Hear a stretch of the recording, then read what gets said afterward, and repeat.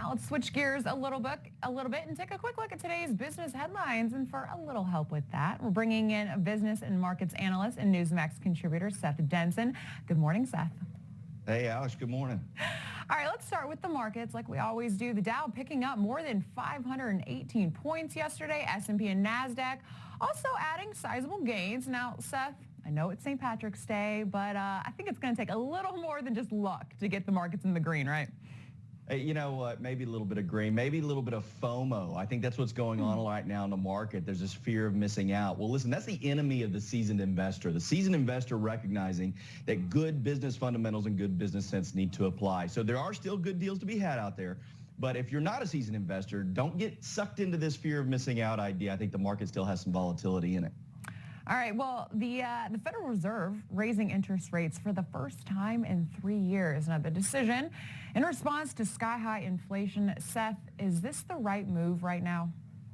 Well, the right move was to do this 6-8 months ago, try to get this inflation under control. But I guess, there's an old saying when it comes to investing, the best time to start is yesterday, second best time is today. So I'll take it when I get it. I think that the Fed needed to do this a long time ago. The markets needed it too. Listen, the Fed made this announcement yesterday. The markets went up. Why? Investors know we need to get this inflation under control. Inflation will create short-term boost for the markets, but long-term volatility like we're seeing now. And we need this under control. It's the only thing that's going to keep the economy going. And if we don't get it under control, we could head towards a stagflationary period. Well, Seth, let's talk precious metals. They are surging, especially nickel. Now, why the spike in prices, and how does this just directly affect the consumer?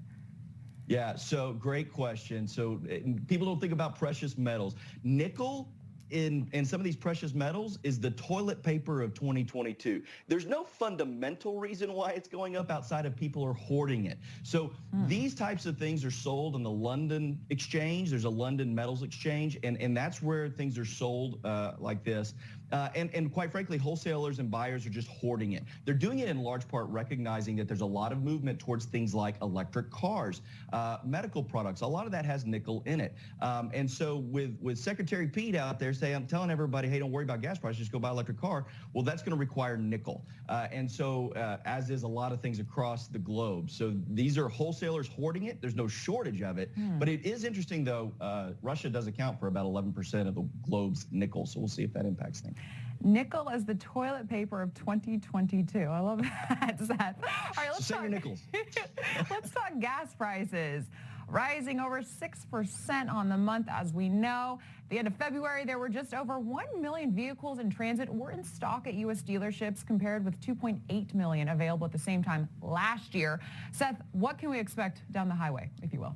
More of the same, I fear. What we just talked about, nickel, it's a key component in building things. Stainless steel, a lot of that. Chip shortages. Here's the reality. We still have chip shortages. The neon goes into that. The world's a big chunk of neon comes out of Ukraine. And so that's just going to compound this problem going forward. And if you're a Ford auto manufacturer or GM and you have a certain number of chips, you're not going to go put them in the $30,000 vehicles where you make smaller margins. You're going to put them in the $100,000 vehicles. So that's going to create a challenge for supply over the next year. So just listen, if you got a car, you probably want to make sure it's tuned up. It's going to be a while before there's more cars on the road for you to buy, unless you're wanting to spend a lot of money for it. All right, Seth Denson, there was so much more I wanted to talk to you about, but we are all out of time. You got to come back and see us. We'll do it. Thanks, Alex.